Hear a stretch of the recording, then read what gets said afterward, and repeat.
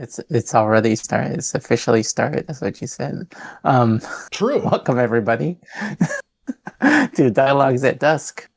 Today our topic is motive enchantments. I'm your host here along with Matthew, our other host, and today our guest is Joe Kell, the designer of Toot and the Hollering, and also one of the designers of Color Jam. Joe Kell, how are you doing today? I am doing super great. I've got a little bit of decaf coffee to help me stay awake at this very late dusk hour. And I'm ready to go. Nice, nice. Where are you going? Awesome. Yeah. I was thinking of Sorry. going over there and playing the drums. Sounds awesome. Nice talk, everyone. Just the playgrounds now. Yeah, I'm feeling motivated to play the drums right now. Ooh, nice. And How also, about we? I was gonna say, also worth adding, Color Jam and Toot and Hollerin' are Lunar Punk games, so we're really excited to have Joe on for that reason. So pretty cool. That's nice. It's kind Mhm. of first time I'm hearing about it, but Oh, hey, I hope you get something good out of those. we'll send something after the call. Okay. Yeah, cool. We're here. We're ready to do this. Oh, thanks, Great. Joseph. Why don't we start by laying out some terms and make sure we're on the same baseline. What exactly does it mean to you to motivate the players? Good question. So I think the common I feel like not everybody is thinking about, am I motivating players in my game? And I think some of that is like the player motivation in a single victor game or a cooperative game, which I would say are the two most common games that we're typically seeing on the market, is very obvious, right? Like in a single victor game, it is have the most of something, right? Most points, most money, disregard everyone else, do the thing that gets you the most of the thing that we said is valuable, and there is an assigned value to everything, so you can do a little math problem if you want to like get the most of that thing. Um, and so that is the inherent motivation. There's one motivation in a single victor game. It is be the one winner. um, and there are going to be potentially some other motivations in those games that will come up, maybe some like extrinsic motivations that the players decide for themselves, but ultimately the motivation that the designer put in there is probably get the most blank. And with a cooperative game, it is two motivations: don't lose and do the thing to win. And you all work together and openly discuss to do that. And so, yeah, I think those are the motivations that are in that, and in kind of the way that I think about this, a lot of it is, what is your motivation for, the outcome of the game, or how is the outcome of the game shaping your motivation? Most of the things that I design, at least lately, are multi-victor. So I'm trying to come up with reasons for people to still be playing the game throughout the full duration, and for them to have something to work toward. The thing that I think I'm motivating players by is telling them, here's the thing that you're trying to achieve, or a series of things to achieve. Um, and I want them to theoretically always be working toward them, because once they've met the thing that I said is important, there's no longer anything that the game is specifically telling you to work toward. So that's kind of what I'm thinking of. Maya actually recently did a great episode on building the game, talking about victorless or not necessarily victorless, but just narrative motivation, right? Mm. So that was, recommend to anybody to listen to that. That will cover completely different things than at least what I'm planning to talk about. But that was more about rewarding players with narrative and saying, if you do these things, you'll get to find out what happens in the story. And that's a super cool, super different way to motivate players. And I think there are some existing games that have done that, though I think most of those were either single victor or cooperative games. Mm.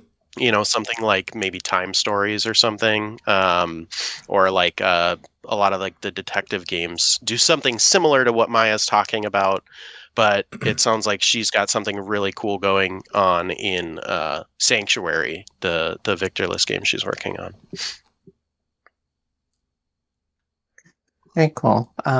Is Time Stories? I know Time Stories is like a cooperative game. Is that like a legacy one, or is it just like have different outcomes depending on how you play it? Couldn't tell you, I've never played it, Mm. but I used Okay. to sell it. Nice, nice. So earlier you're talking about giving players motivations to kind of continue playing. You're talking about like this common problem that some people have when they're first starting out designing multi-victor games where their players can achieve the goal like because usually the goals are individually set. So somebody achieves the goal and Yeah. then they're like disengaged from like the rest of the action. So um yeah, why don't you tell us about some of the ways you've kind of filled with that Yeah. motivation challenge? Yeah. So let's see. I'm going to start with some of my first attempts for making games multi-victor. I I was working on a game called Plant Ahead for a long time, and that was a single victor Mm. game where you're completing patterns in your garden to get points, basically. And so my first ever attempt to make something multi-victor was saying, I'm not going to change anything about this game. I'm going to say if you score above this amount, you win. But it's a game where there's like, 6 rounds or something. And so that ran into the problem, and that I think a lot of games with just a generic threshold can run into, which is, well, if somebody hits that in round 5, why are they playing still in round 6, right? Mm. The game has no longer given them anything specific to work toward. Maybe they're having fun building the patterns, maybe they're enjoying some other elements of the game which can drive player motivation, but the motivation that I was giving them at the beginning is gone. And so a game that I actually did something really similar with that is working well is Tootin' and Hollerin', which you're aware of, and you're publishing at the Midnight Market. So this, I call it the Peter method because one of the local designers, you guys have these Yeah, we Midnight have Market boxes, by the way. boxes. Yeah, we have little boxes. Had to show them off. Yeah. So one of the local Twin Cities designers, Peter, has this game called Speakeasy Haiku, and this was the first time Mm. I saw this. It was like a game that otherwise maybe would have a fixed number of rounds, but has a score cutoff. It says if anybody gets to this amount, the game ends, and all players with that amount or more win. Right, so that's the exact same thing that I'm using in Tootin' and Hollerin' now, and it's maybe like a weaker definition of multi-victor, right? It's like there's never going to be 0 winners. There will be 1 or more winners, and more often than not, it's probably like 1 or 2 winners. Right. You could, depending on the game and how much it supports this type of thing, you could probably do some sort of table talk, and even in like an 8-player game of Tootin' and Hollerin', if there's enough discussion going on, people could talk about what's in their hands and somehow try to all win at the same time. but that's not really how that game is designed, right? It's not necessarily set up to support that. Like people could do that on their own, but it's not providing them any tools, right? So it actually is, I'd say it is pretty close to a single victor game, but it does allow for multiple people to win. So in my mind, that's maybe a little closer to like what Cosmic Encounter does, which is like, anybody that gets to 5 can win, and theoretically, like everybody but one person could get there in Cosmic Encounter. But I still kind of think of that as primarily a single victor game. It's not necessarily trying to provide a potential path for multiple people to win unless they decide this is what we're doing this time. Right. Yeah, so that's one form of motivation that I've been looking at is, I guess it's not even necessarily a form of motivation. That's the end criteria is, did somebody hit this threshold? And some other games that have used a threshold, theoretically, Hollow kind of falls into this. It's Yeah. with one of the end conditions of having the thing you need, right? Right. So at the beginning, for anybody not familiar, you decide, do you want warmth? And just for example, I'll say warmth is the thing I want. If in the game I have warmth, the game doesn't, I didn't just win and the game is done, because people are messing with my hand. They're doing all sorts of stuff. So if I get warmth at some point in the game, there's no guarantee that I have it at the end. So it's not really, I think a threshold can really work well when there's a way to go back below the threshold, right? So for Hollow, that's that threshold of 1, which, well, I guess, are there 2 copies of? There's 2 copies of each, but having 2 copies doesn't do anything for you, right? Right. But yeah, I guess, if you had 2, then You're really warm. You're probably set. You're probably set. Yeah. But yeah, so you're still motivated throughout that game because now you're trying to keep what you have. And so that's something that Kyle and I have been working on with small steps to stop fascism. There's like these thresholds of what you're trying to achieve personally, in terms of like public things that are happening. But from the beginning, I knew I don't want someone to like achieve that, and now there's paved bike paths in your community, and now I've won, I'm out. Right. So once you achieve one of those things in that game, it now has a maintenance cost. So you have to keep working towards it if you do all the work to get it, because otherwise you're going to lose it. And so, I think for a longer game, thresholds, just a strict threshold, can be a little bit dangerous. But a threshold where you can eventually lose the thing can work. And that's something I see Eli joined. That's something that we've been thinking about in Bodega Cats. Matthew, you played that recently. Yeah. And there was some element where, if you had 7 or more whims, that was like one step of achieving a victory. And this game has had so many different formats. It's been single victor, it's been cooperative, it's been multi-victor, it's been victorless with like a narrative of what happens to the store at the end.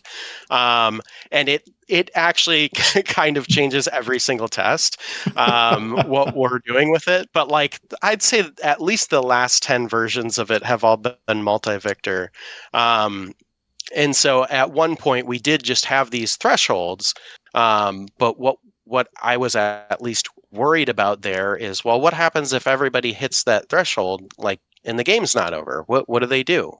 Right. So I'm always looking at that because I feel like these thresholds, this is one of the most kind of obvious things to do for a multi-victor design, right? Like, this is the thing that you want, and achieve that. But then, if someone achieves it mid-game, is there still something for them to work toward? Right. I just want to say I was fat. I really loved that playtest of Bodega Cats. That lived in my head for a while. I still think about it occasionally. It was just very narratively charming. I want to just shout out to you both for that game. It's great stuff. I'm really interested in the focus on thresholds in general. And so, like, for me personally, when I think about thresholds and like all this kind of stuff, it's often very, I don't want to say it's stagnant, but often, like, even in like Hollow, like you mentioned, Yeah. like you get one thing and it's not like that threshold changes or goes away. It is what it is throughout the experience. And so I'm kind of curious, like, do you find that it usually needs to be stagnant in that sort of experience? Or have you found that, like, sort of changing what that threshold is over the course of play? Like, for example, like, I need one now, but later on I need two, or maybe now I need zero, now I need something else. Like, are you often transforming that at all? Or have you found that it's mostly better when it's kind of at one place? Yeah, I haven't done a ton with changing that mid-game, but what I have done is having a comparison to other players. So Okay. currently in Bodega Cats, even in the version you played, so there was maybe some static number of whims that you wanted to achieve, but also there was some comparison that happened for who did the best at stocking shelves, right? And Right. there was and this is actually a ranked part of the game, Right. but it leads to potentially everybody could have a positive outcome in the end of the game. Got it. So right now, at least in the version that we tested a day or two ago, you can have a bad day, a fine day, a good day, or a great day. And Okay. that kind of depends on how well you do on jobs, how well you do on whims, and how not poorly you do on jobs as well. So, if you didn't do any jobs at all, you probably had a bad day. Or maybe you had a fine day because you also achieved some of your whims. Yeah. Um, but so our comparison there is like, if Matthew restocked the shelves twice and Zoe restocked the shelves once, now Matthew has moved my goalpost, right? Right. I don't want to be in last, but being the best at it would also help potentially have me have a great day. And so you're moving that goalpost. You're changing it from a safe range of 1 to 3 is now, kind of ideal for me. Got And it. my fear of you doing it more. So let's say we're both at 2. Maybe I'm afraid that you're going to do it more. And so I keep restocking shelves to try to ensure that I'm the one that's restocked shelves the most. So that's, I think, the only way that I've done a moving goalpost type thing for these Sure. thresholds in games. I'm sure there could be some method that works, but it's really going to come down to effectively communicating that to the player and making sure it doesn't feel like you're, like pulling the rug out from under their feet, Right. right? They let's say They have to expect it. they're trying yeah, let's say they're trying to achieve 5 happiness, and then they get to 5 happiness, and they get a card that says "Psych, you need 8."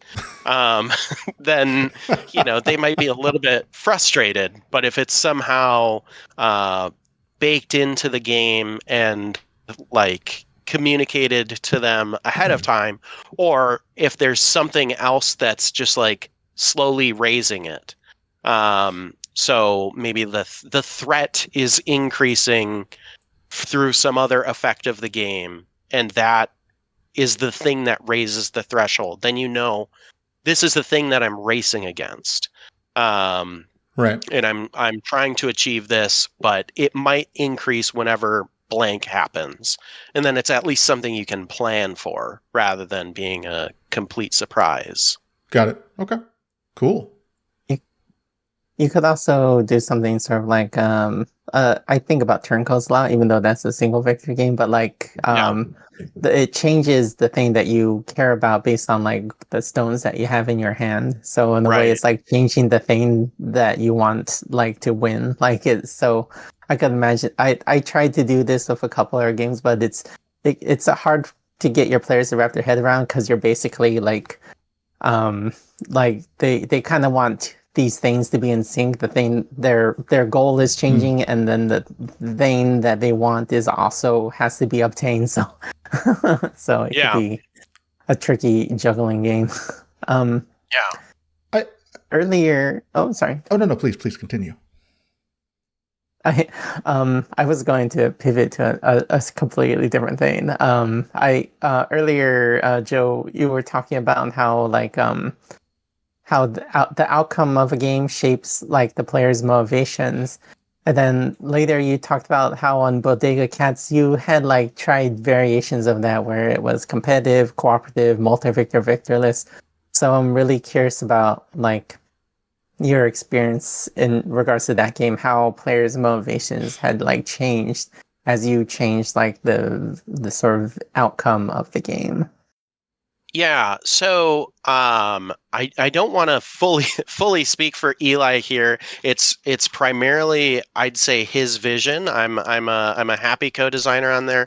And you know, we work fairly equally on it, but it's kind of his vision. And um I think the at least for the non-cooperative versions, our mindset has been this is a game where players behave selfishly, or Mm. somewhat competitively.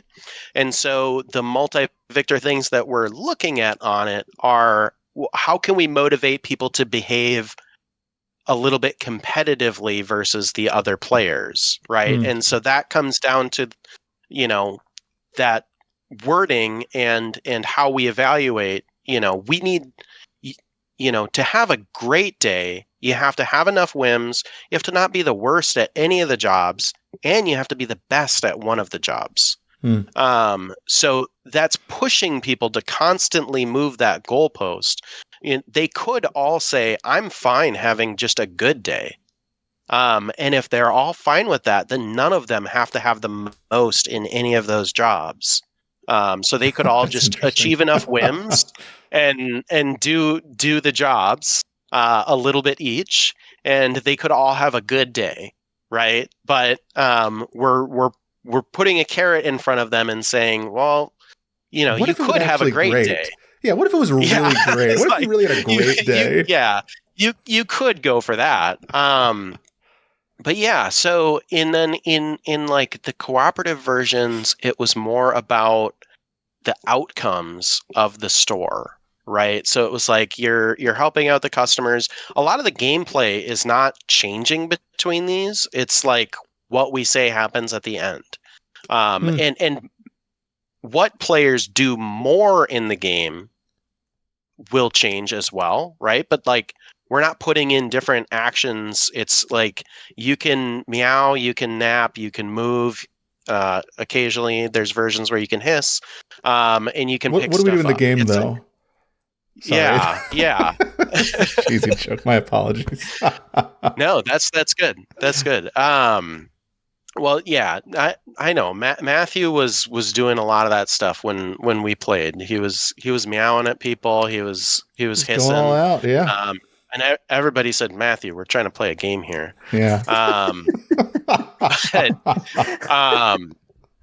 so it in those different versions, it was like we're trying to get the store enough money, or we're trying to not get the store owner too stressed out. Hmm. And different versions of it were like full campaign games, so you would track money and store stress between games of it, and theoretically have different levels after that. Though we're almost always just testing what we tell people is the intro scenario of the game. Um, However, we are getting close to a point of testing some modules for it. Ooh. But yeah, so it's kind of interesting, and I think the core to this game being able to lend itself to kind of any outcome is that it really is a sandbox type experience that we're putting in front of people. Mm. And that allows us to change from one thing to the other every day. Okay. And not change the experience too terribly much, because it is a sandbox. We're just saying, do this thing more instead. And that might drive they'll do actions differently, but they still have access to the same actions. Interesting. 'Cause I don't think most games you can just say, what, this one's cooperative now, right? Right. Like I've been testing it for a year and it was single victor the whole time, but now it's cooperative, right? Like you'd have to make some significant changes. And in this one we're just like changing a few words in the teach about what victory means. Right. Okay. Okay. Um, so so then since given this is like a sandboxy type of experience, like would it be a problem if like the players were not given direction at all, if they were not motivated, so to speak? Mm, that's a good question. I think people would come up with some of their own ideas of what they want to do, um, but it wouldn't necessarily pressure them in any way, right? It Mm. would be more like I would say if it was a video game that would almost like could function really well like that, right? Like I don't know, you would do some stuff and then maybe it would give you some kind of an outcome at some point, right? Like the store suddenly makes money because one of the customers got enough stuff to leave. And then you could still like come up with your own ideas of what is or isn't interesting about that, and no, maybe I want to go like restock the shelves instead. But I think personally, if there was nothing motivating me in this game, it I would kind of wonder why I should do any one thing over the other. Mm. Um, and part of that is me as one of the designers. I've done everything you can do in the game, so I can't necessarily answer that as someone with fresh eyes for the game. Um, but I think the like combos that you can end up finding with different actions, there's there might not be anything like pushing you to do that without the game saying like you get a thing when you do this, right? So right now, if there's nothing, if there's no victory condition or anything, and it says this is how you can restock a shelf, there's maybe not any reason to restock a shelf if you aren't also like increasing your like shelf stalker score whenever you do that, right? Right. So like restocking a shelf on its own is not actually that interesting of a thing to do, but finding a way to combo restocking a shelf while achieving a few of the whims that are in your hand, and then maybe also meowing at a customer to pick up the thing that you just put on the shelf, like chaining all that together suddenly becomes very interesting. And the game is like giving you a slight nudge each time saying, hey, well, that actually helped the store. Wow. You might be the cat of the day. So no, that's a really good question. And I think it can kind of depend on the game though, right? So I think for something sandboxy in tabletop format, um, maybe not. Something might have to be like more specifically designed around that. So I'm thinking of Vantage from Stonemeyer Games. Yeah. I don't know if that is it might be victorless. I haven't actually played it. I guess I think there's theoretically a way you can win. But like the game is designed in a way to support exploration, right? So it's like kind of similar to what Maya was talking about with narrative outcomes to things, right? It's like you do things and it gives you some kind of a feedback. You know, Bodega Cats isn't necessarily set up in a way that it does that, right? There is no narrative element to it. It's like if you drop the thing on the shelf is just restocked now, right? Right. It doesn't give you like a story piece or anything. So I think different games, especially those that are maybe specifically designed to be victorless, can reward or can still work without necessarily providing any player motivation. So one of the games that you're familiar with, Color Jam, Great segue. Yeah. I think functions pretty well without giving anybody any motivation if it's something that they're interested in, right? You know, it's obviously it's not for everybody. But what we've decided to do is we give people two prompts, right? We give two people two sample goals that people can try to achieve, and we leave them a little bit open to interpretation with each image. And that's something that when Gene and I were testing, we kept saying like, well, the ideal thing is that someone comes up with a goal, because like we can come up with a goal and someone can solve that problem. And so if we just have like a discrete list of goals, people look at it as like, I'm going to solve all those goals. Right. But when people made up their own goals, there was so much weight to actually achieving them sometimes. And other times they were like, I mean, I really want this tree to be blue, but I messed up. And so it's actually red and green here. And but I was able to use the blue over here where I decided I really care how the water looks.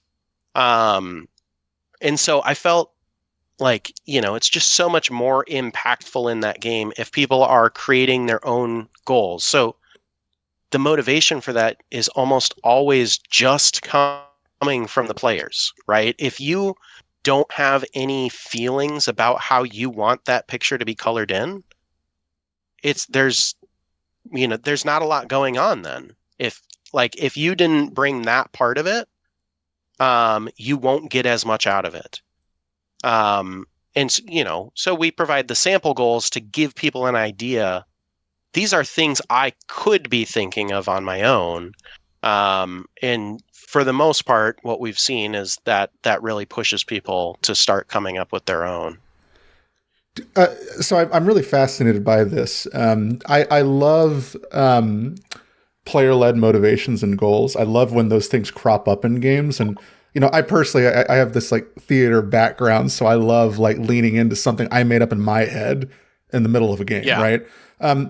Do you think kind of that structure that you mentioned for Color Jam, is that something that you think could be brought into other games comfortably? And if so, you know, how do you think designers could kind of incorporate that kind of thing, right?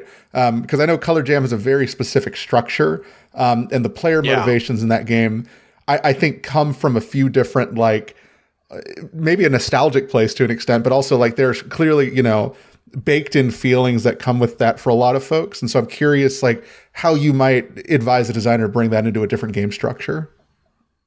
Yeah, if at all. That is a good question. I don't know that I would advise it. I feel like that came out of the design for us.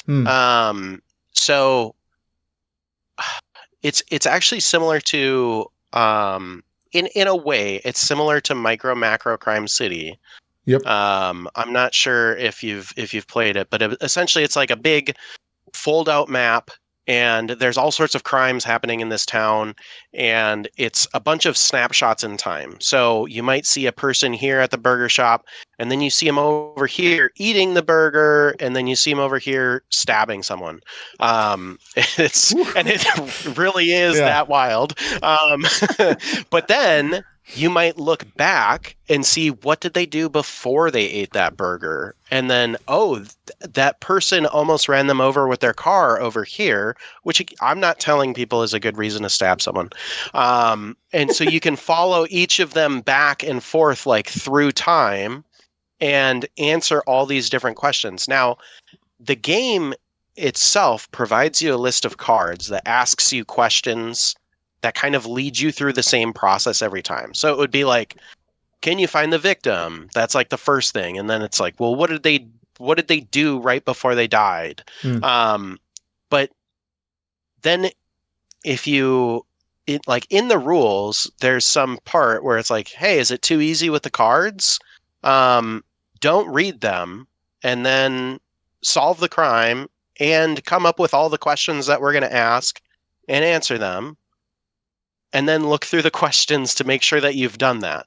Right. And that's the way I always play that game. And it's, it feels like I'm bringing my own curiosity to it.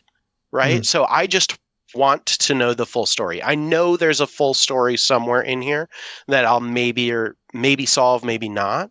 And so, but I feel like that game is designed to bring out that curiosity. Right. And so I don't think you could just like slap it on any game, right? Yeah. If I have a game about racing cars, I probably need to tell people how to win.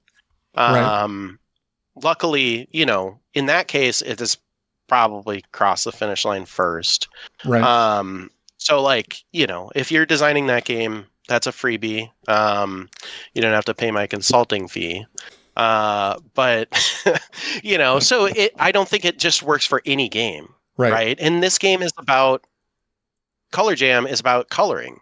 Right. And so there are natural ways that you might want to color. If it was just a picture and it didn't have the numbers on it or the system with the crayons rolling, you would have ideas of how you might want to color it. And then if somebody said, okay, do it, but you only get 6 crayons, suddenly you're being a little bit more mindful about, well, which 6 crayons am I going to use? Like, that's your first set of sacrifices that you have to make. Right. And then it's like, oh, okay, but now line them up and they're going to move around every time you use them. And also you can only color things adjacent to things you already colored. So, good luck. And it becomes extremely difficult to produce the full outcome. Like, if you looked at the picture and said, I'm going to color this space red, this space blue, this space red, this space green, and then you try doing that, you're setting yourself up for a fully like impossible task. Right. And that just excites me that the player has to decide what's important to them. And of course, we affect that by having, the art done nicely. And, when things look a certain way, you can assign a different value to them for sure. I want this to look like this. I have this idea in my head already. Okay. Yeah. The shape of this cat makes me think it's an orange cat. Looks like Pi is also designing a game where the player decides what their goal is. So nice. Definitely a cool thing to explore for sure. Yeah, I really like the idea. I never really thought about other games using that sort of system of like some suggested goals and encouraging players to think of their goals. It would be fun. It would be fun to have that in a racing game. It's like one suggested goal, come in first place, but have your rival die in a terrible car accident. Like, yeah, I'm drift so hard around this curve. Yeah, I'm really okay. I'm really interested in games, and we Maya has this with Cursed VHS actually, which is this sort of end state that has multiple conclusions that you could reach. Going to go back to the narrative outcome thing for a moment. And that's a really great motivating tool when you say, hey, maybe in this race you might want to be the fastest, but you also might want to cover the most distance. Maybe you want to have the prettiest car, right? I could see like obviously in a coloring game, players are kind of bringing their own building blocks in their brain for play, their own suggestions internally, even outside of what you as a designer are providing.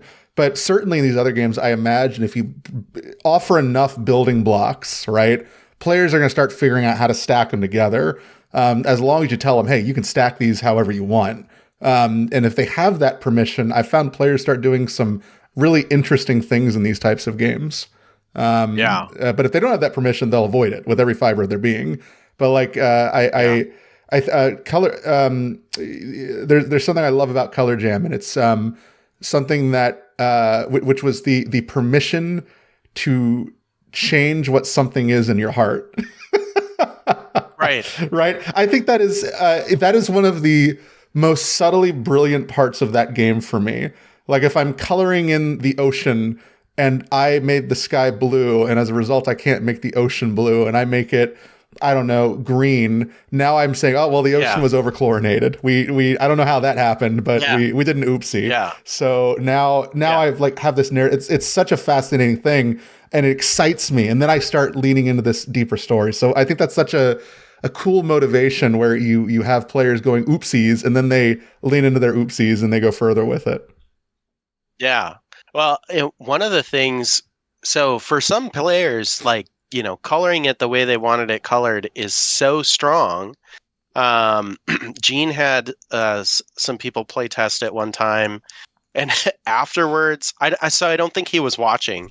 And afterwards, they brought it over to him and like handed it to him, and they said, hey, we cheated at the end to make this color. And he was like, you didn't have to tell me that. But like they wanted a red F on it. Color, and so they were just like, we're done following the rules. Now it's colored in. And so like up until the last two spaces, they fully followed the rules. And then they were like, we can't make these sacrifices. We're going to just like disregard the rules. And he was like, that's great. Like, obviously you cared a lot about this. And that feels pretty good. But one thing, actually going back to the racing game, one tool there, and Zoe actually recommended this when I was working on Plant Ahead. So originally the framing for it was you are like participating in a gardening competition. Right. That was the framing that I had provided because that kind of supported the initial structure that I had. Right. And so moving it to something different, like you're in a community garden, that suddenly opens up, like narratively, other outcomes might make sense other than single victor.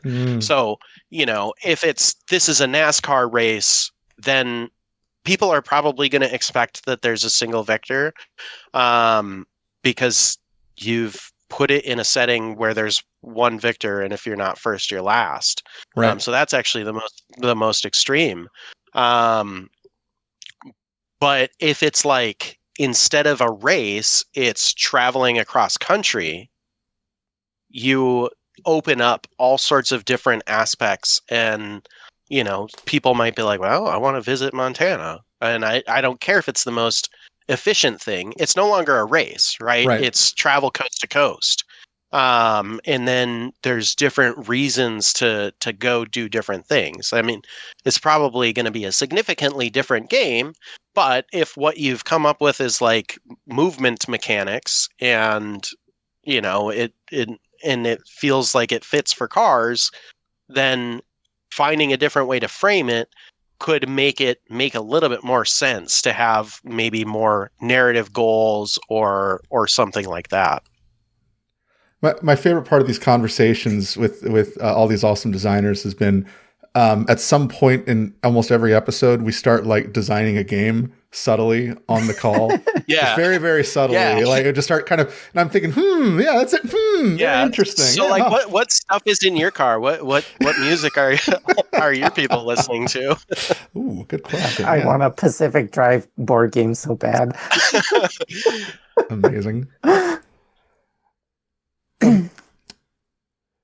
So I guess, maybe transitioning a little bit, I feel like we've kind of dabbled into this, but, let's talk about players that just aren't motivated at all.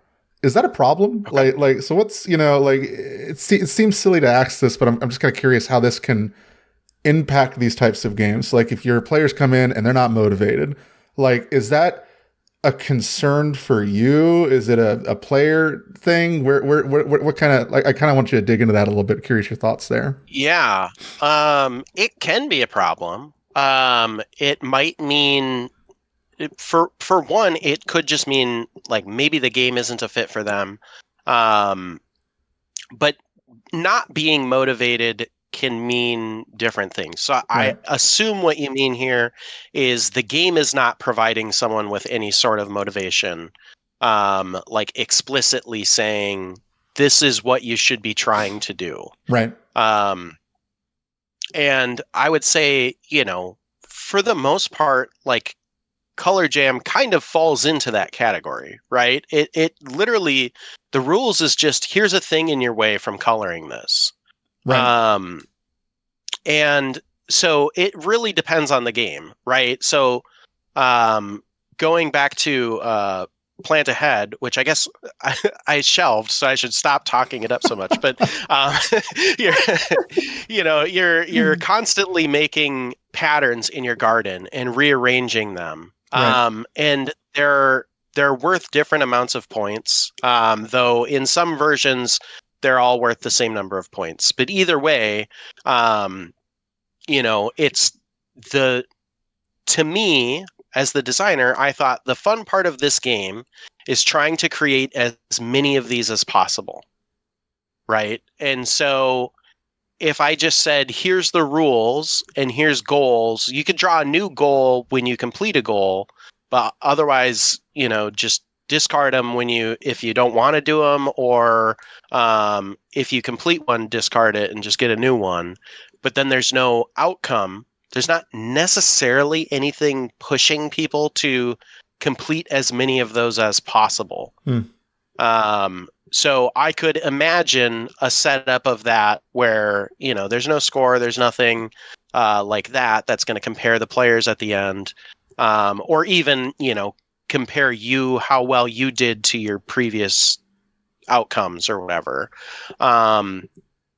And people would be like, all right, I'll do a couple turns with this and move the pieces around, but there's not necessarily anything giving them any sort of reward in Right. that instance. So I think in that game in particular, there's not. I don't see why someone would play it or play it more than one time Right. if it wasn't providing a specific motivation. So I think some games could easily get away with not providing any sort of motivation, but they Right. just have to be kind of inherently interesting to do. Right. I feel like So the closest games to this, like in the traditional market right now, are probably consistently party games, I suppose, on some level, just in the sense that like you're often not playing those with like, well, I want to achieve this ending. You're playing those for the minute to minute experience. Like they're an experiential thing, right? You're just kind of doing stuff and it's fun more often than not for a lot of those games. Now, I might be wrong about that, but I'd say that to me at least that seems closest in my mind to this. yeah, so my co-design with Emily, which I think currently is still called Pirate Pancake Waffle. That's amazing. This one has a different thing than so Bodega Cats it's always been called Bodega Cats, and we've changed the outcomes for it 100 times. Pirate Pancake Waffle has had like the same gameplay since almost the beginning, but it's changed names 100 times.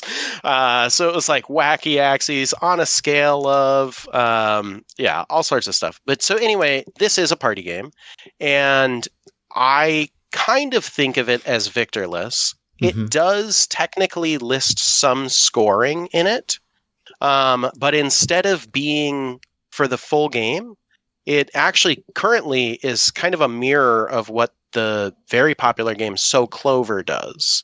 So Okay. Clover is like a word association game, and each round somebody has assembled something, and the rest of the group is trying to match it. So actually, very similar in structure to ours, just different game. And it just says, like, you get a point for every one that you get right. And you get 2 tries, but that you never do anything with those points.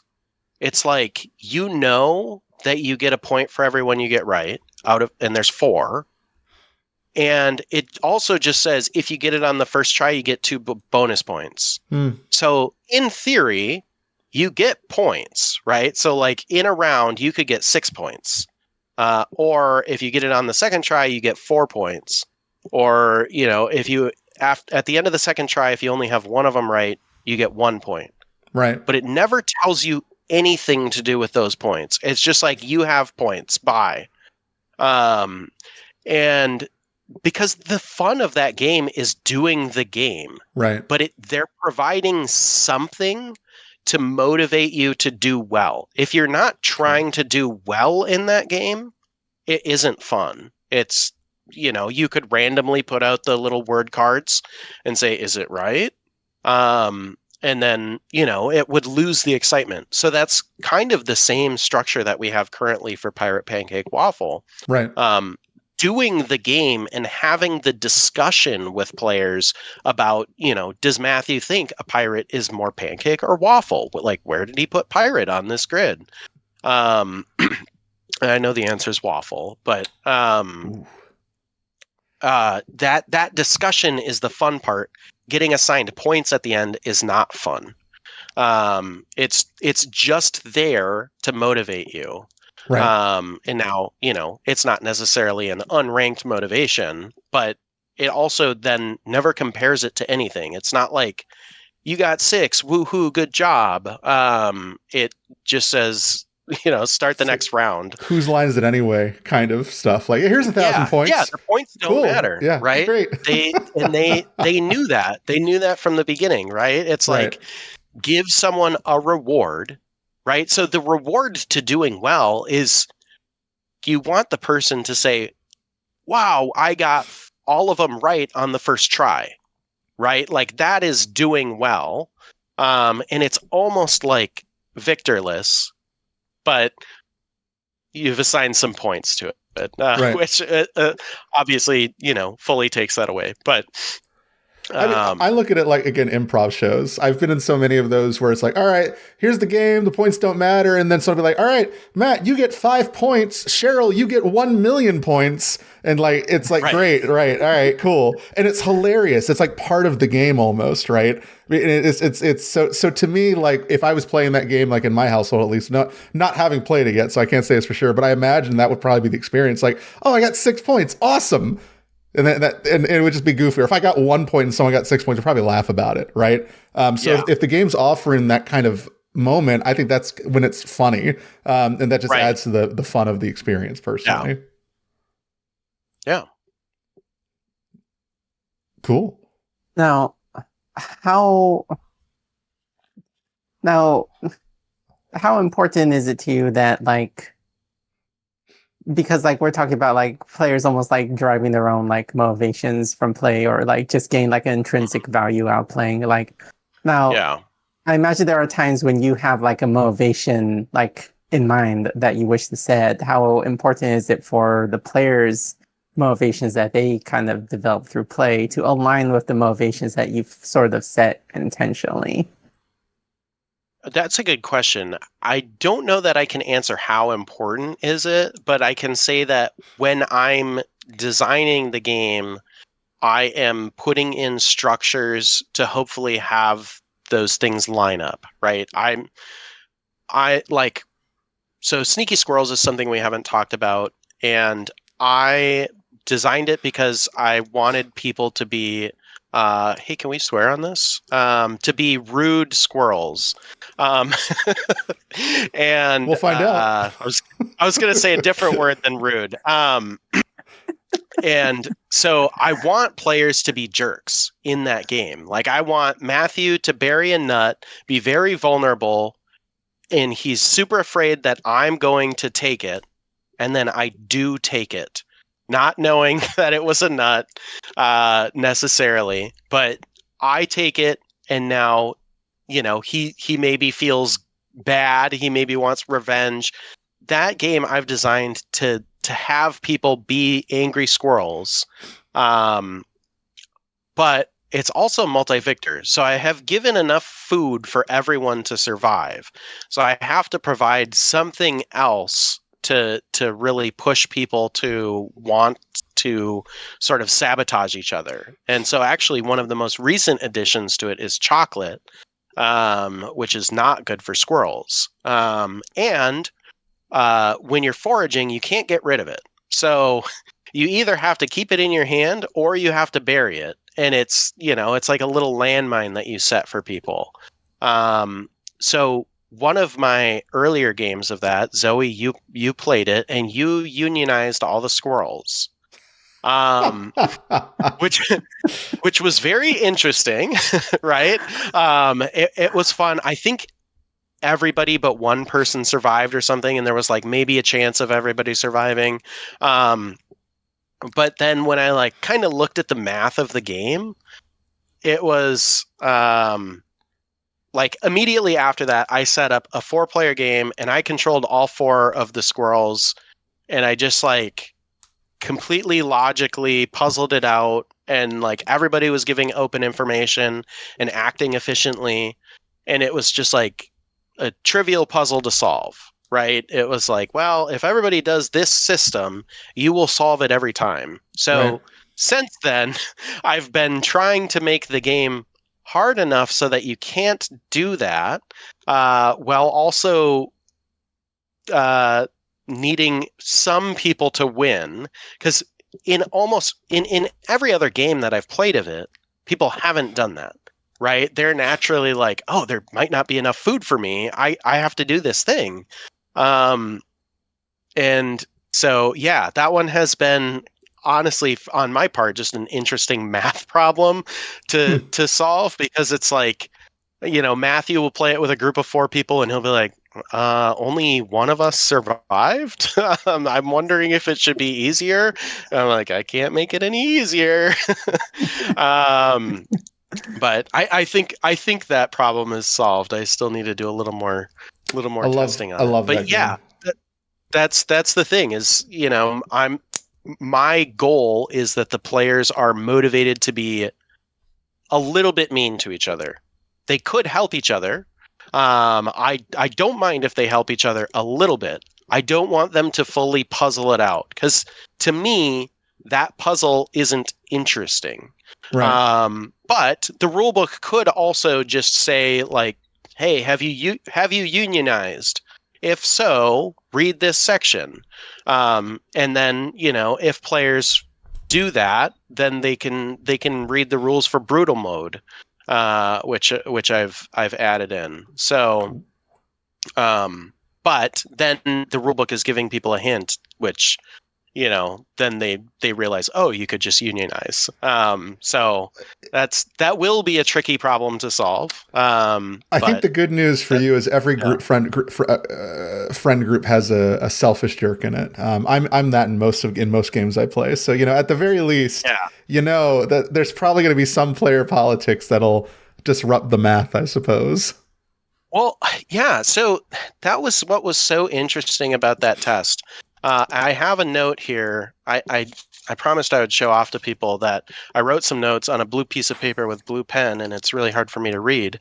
Um, so at one point, I was discussing something with Eli, and this actually is still in Bodega Cats. If everybody decides that they want to have a good day, they could unionize, and essentially just everybody could do each job once Hmm. and then ignore the jobs, because nobody will be the worst and nobody will be the best, and then they just complete their whims, so everybody would have a good day.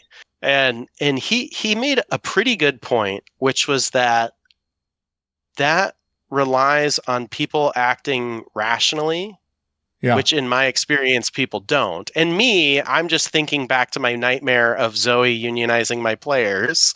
Um, and I'm like, I know someone will do it. And that might be Zoe. But so yeah, that's that's something to think about is will players be rational or will they not be? And most of the group that Zoe was playing with said no when it said, let's all like decide where we're going to bury our nuts and not mess with anybody. Like they said no. And then after a couple rounds, they were like, okay, these are all peanuts. And, so that suddenly they did start working together. And, had they been working together like that from the very beginning, it would have been just, a simple thing for them to solve, which is the thing that I'm afraid of for it. Right. But yeah. I had a collaborative game in that recently where I did not get that result for the group, which was pretty fun. Yeah, Matthew, I was also playing. Matthew kept telling us that the lower left corner was all peanuts. And when the winter came around, it seemed like the lower left corner wasn't all peanuts. And I don't know what happened. Matthew was wondering if maybe someone else went there and messed it up. Yeah, I don't somebody else think I must have saw done it. anybody do that. Yeah, squirrels are weird. I don't know. But, Joe, it's been great having you on. It's always a pleasure having you here with us and talking about games and design and learning a little bit more about your process. So seriously, thanks so much for being with us here tonight. Yeah. Where can we find you on the wonderful internet? How can we find your stuff and what you're working on? You can, well, okay. So if you're on YouTube watching this later, you should think about having a Discord account. And if you already have that, you should think about joining the Lunar Punk Discord, or maybe the Building the Game Discord, or the Break My Game Discord, or the Knife Bunny Discord. And I'm around in those, ready to talk to people about stuff. If you have my email or my cell phone, you can email me or text me. And you can buy Tootin' and Hollerin' at the Midnight Market in November. And the best way to find out about that is to click the button on the Lunar Punk Games website that says something along the lines of notify me when the midnight happens. Something like that. Yeah, you can find me on Discord. Awesome. Thanks so much. Yeah, thank you. Have a wonderful night. Yeah, thanks for joining us.